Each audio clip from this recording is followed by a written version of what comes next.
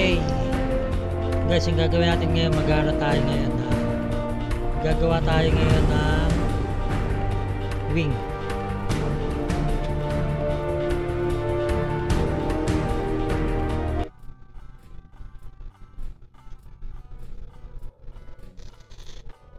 Gagawa tayo ng wing ngayon. Ang level natin ngayon ay meron tayong XP. Ba't ang hina ng ng volume nito?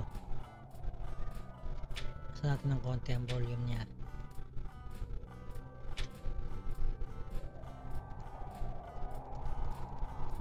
Yan, gawin natin ito kalahati. Yan.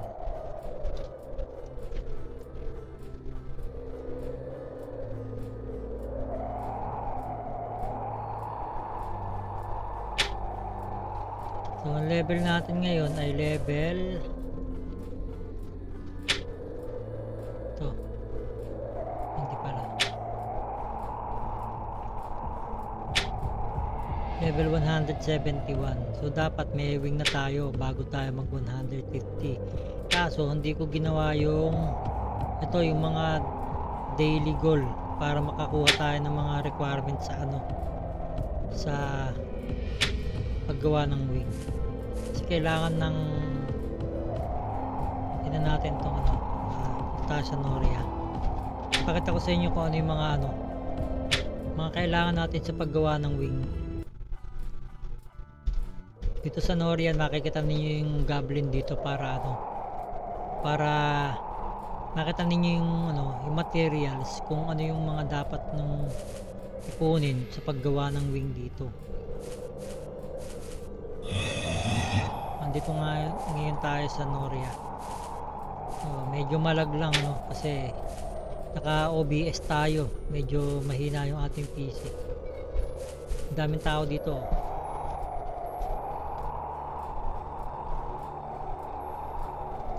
So gagawa tayo ng wing ngayon kasi meron na tayong sangkap na hinihingi niya yung goblin nandito. So kailangan natin dito ng ito, papakita ko na lang sa inyo doon sa goblin para mas madali. Ayan na si Chaos Goblin Machine. Ito siya. Click natin to. So hindi pa lumilitaw. Ang daming gumagawa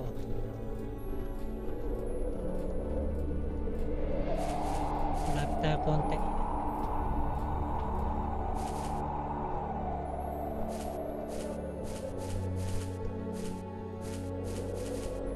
Ang lag, sobrang lag. Hintayin natin lumitaw yung goblin dito. Ayun siya. Click natin yung goblin, ayan na siya. So meron dito mga pag gumagawa tayo ng ticket, na ipakita ko na sa inyo yung paggagawa ng ticket. Ngayon ito naman paggawa ng wing, prop wing. Ito tayo dito. Ito meron tayo dito ng launch feather 50 ang kailangan nito para makagawa ng, hindi ko lang kung anong kalalabasan niya kasi wala ito doon hindi ganyan dati ang paggagawa ng wing. Ngayon dito tayo sa first generation na yung Wings of Heaven para sa Wizard, para sa BK at saka sa Elf.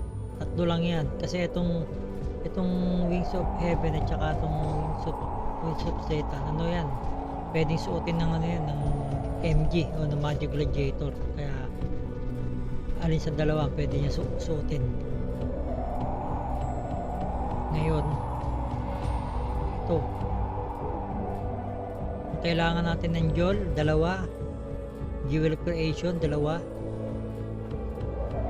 Isang Jewel of Bless, o meron tayong 19 yan.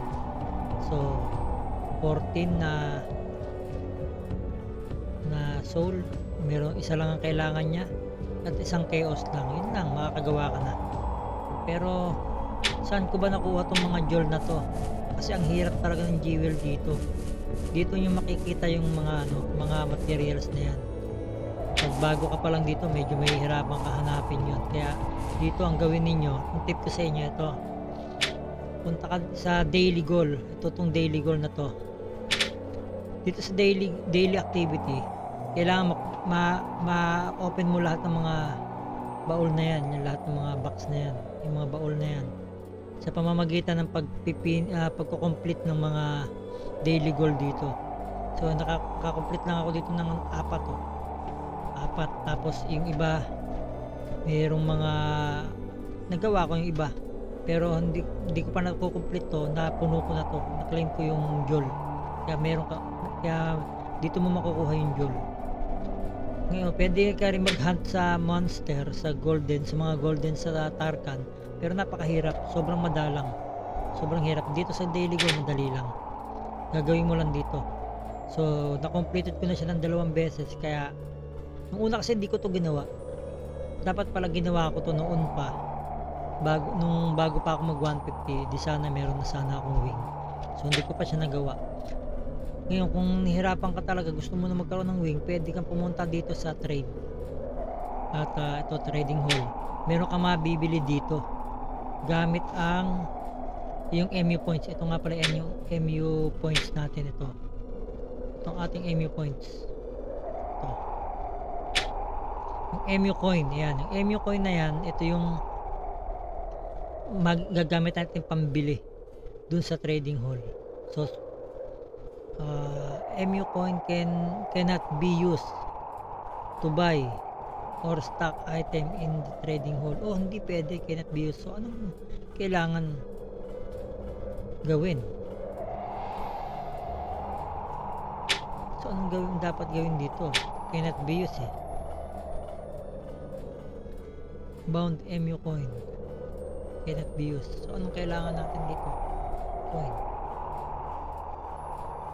So, wala pala tayong coin. Hindi pa natin ito magagamit sa trading hall.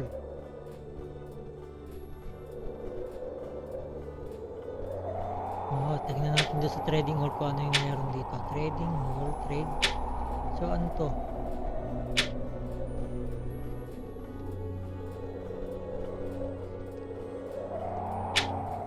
For example, lang tingnan natin to. May mga class dito. Click mo lang dito kung anong class ka. So, Dark Wizard tayo. Tingnan natin ano. So, eto. Meron dito mga ano. Ayun, armor. Kaya lang, hindi natin alam kung anong paano tayo bibili dito. Check natin to, no? Hirap kasi gumawa dito ng wing. So, try natin kung makakabili tayo dito ng wing. Baka meron dito mura lang. Oh, ayun yung wing. 20k. So, meron akong 20k sa ano eh. Pero paano kung bibili nito? Try nga natin to. Ito, pre-order. When the publication is over, the random pre-order player will obtain the goods. All other players will get their pre-order refund via mail. Okay. Via mail daw.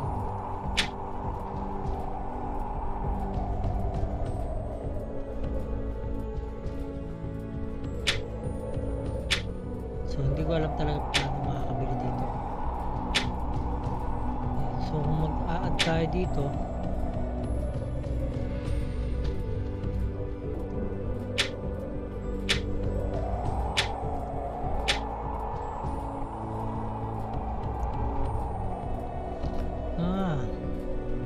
miracle coin ito. So, wala tayong ganito, miracle coin.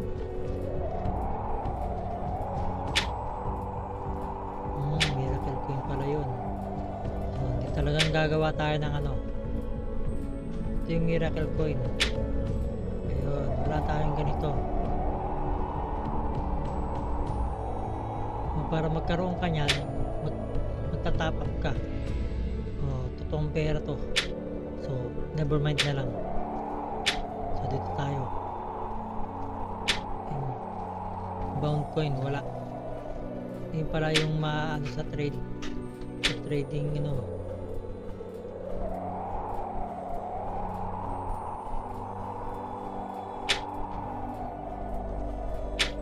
So yan, gagawa na lang tayo. Tara, gawa tayo ng ano, wing. So may materials naman tayo. Sana lang ang hindi ko lang alam dito kung random pa rin. Kasi dun sa dati kong MU na nilalaro, random siya. Pag gumawa ka ng wing, random. Kung ano yung lalabas,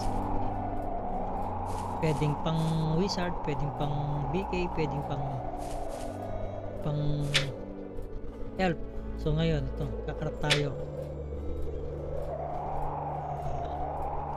Ito, turn, scroll. Ito, para to sa mga Dark Lord, yung mga ano.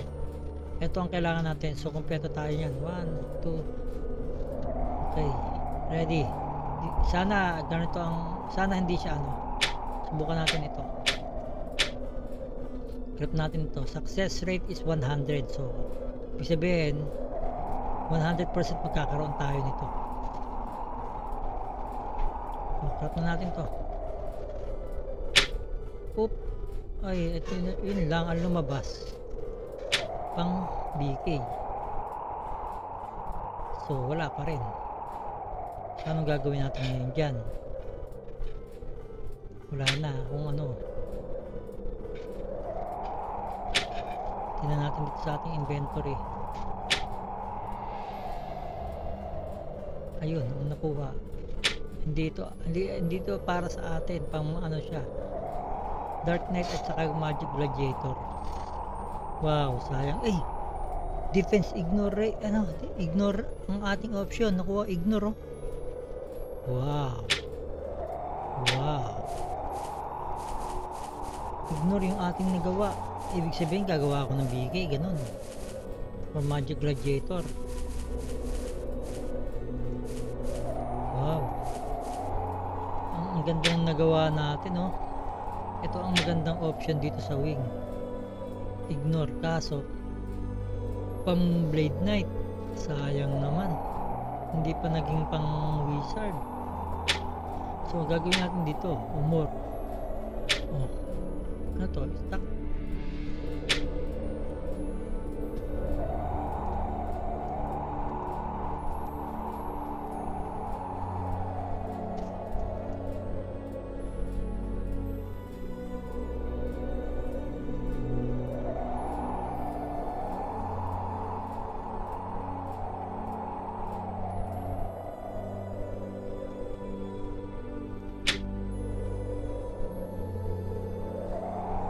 Sayang.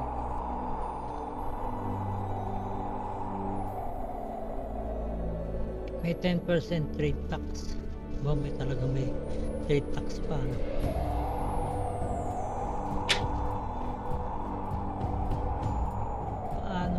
Paano gagawin natin ngayon dyan? Hindi, tatago ko na lang muna ito sa vault. Sayang. Paano pa ito may sell? Lang, hindi ko alam kung paano natin ito ma-83.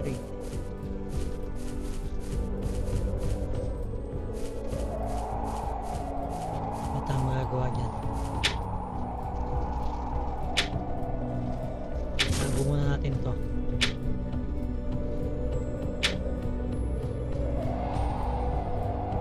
Yan talaga. Ngayon wala tayong pambili.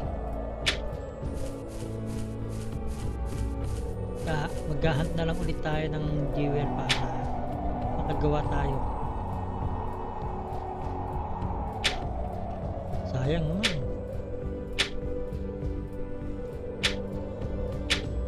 Wala, ganun talaga ang buhay.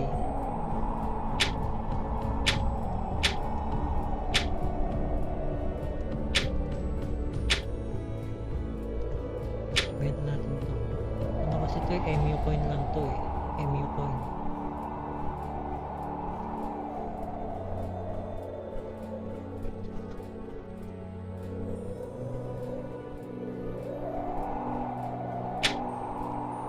Benta natin to.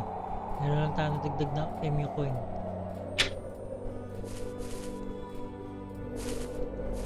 Wala na. Sayang. Mangyayari natin, tuloy na lang natin yung quest natin at bukas gagawin na lang ulit natin ito gagawin ko na lang ito bukas. Kailangan puno ulit ako nito ng 2 beses para makakuha ulit ako ng bagong sangkap. So wala na ako dito ng jewel at saka yung jewel creation, jewel of angel, jewel of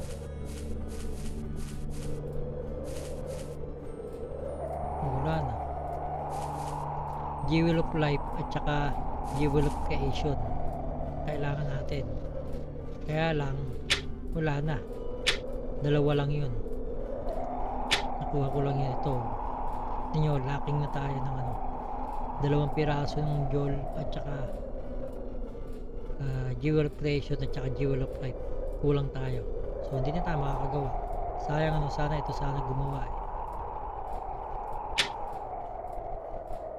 So ipon na lang ulit tayo, yun lang, wala tayong magagawa, yun talaga so ita-trade ko na lang siya or ibebenta ko siya para, or magpapalevel ako ng MG or Blade Knight, meron na siyang wing. So pa-level na lang tayo at mag-hunt ng ating jewel, sana makakuha ulit. Pero kung wala, talagang bukas gagawa ulit tayo gagawin ko na lang ulit ito bukas. Ito daily goal, ito lang, paulit-ulit ko lang itong ginawa para makuha ko ito. Pero bago ko makuha yung tuktok na yan, may mga nakukuha tayong jewel dyan. Pero jewel of bless, soul, chaos, yan, yun lang ang nakukuha natin. Nandito yung jewel of life at yung creation naman, dito natin siya makukuha sa bounty, dito sa bounty, yan, dito mo siya makukuha. Yun, ay hindi dito, ayan na-claim ko na siya, kaya nagkaroon ako nito dito. Ito meron jewel of life, ayan, kaya lang sa level 200 pa ito ma-unlock, makukuha ko itong jewel of life level 200 pa, so medyo matagal-tagal pa yan. So yun lang, wala tayong magagawa dahil kailangan ko ng MU coin, MU ito, miracle coin. So wala tayong ganyan.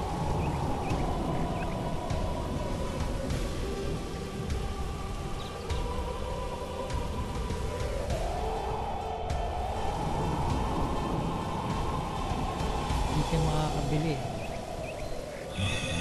so wala tayo bound miracle coins.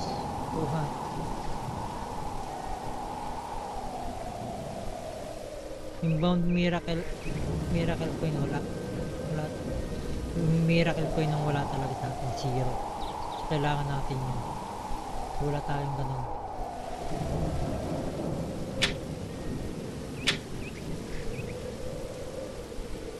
So kasi yun kailangan mo mag-tank para magkaroon ng ganun dito.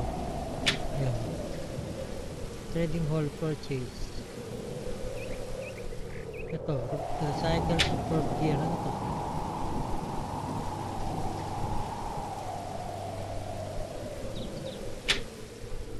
i-recycle daw natin yung super gear.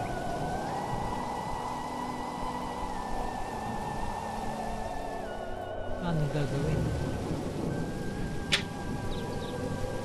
Ito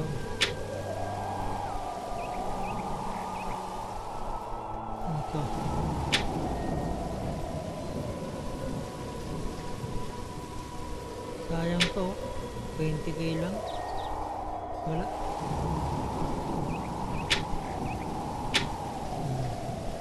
Insufficient currency, wala tayo kasi nun nito. Ang kailangan natin miracle coin, wala tayo dito, 0 yun. So sorry, wala tayo ganun, hindi tayo makakabili niyan, kaya di-ipon na lang tayo.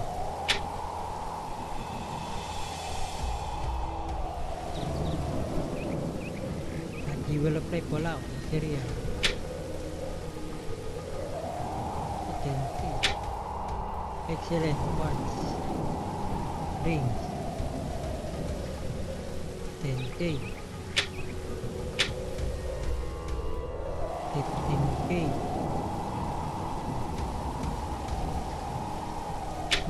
Magbenta rin kaya ako ng ganito. Tignan natin kung ano. So try natin, magbibenta tayo ng ano. Meron ako yan. Eto, benta ako excellent quartz earring. So try natin pa. Stop.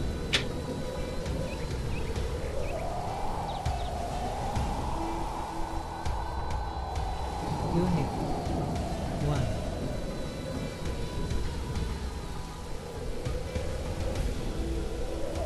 Bawas sa atin ang konti. Gawin natin 8,000.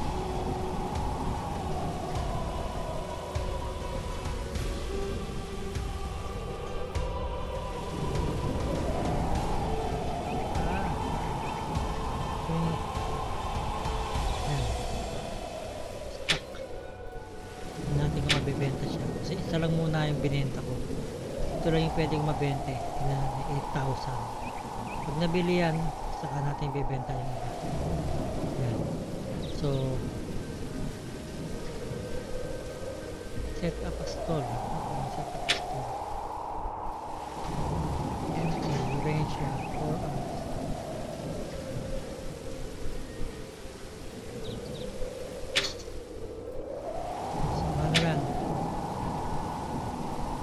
Ayan na lang muna ating gagawin. Sige, benta na lang muna natin yan.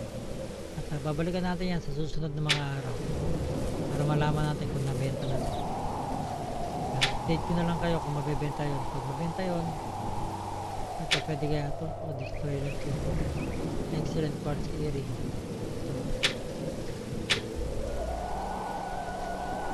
Ay, isa non-tradable. Non-tradable yung isa. Ito naman tradable. Okay. So yun lang. Maraming salamat sa inyo. Pa-level na ulit tayo.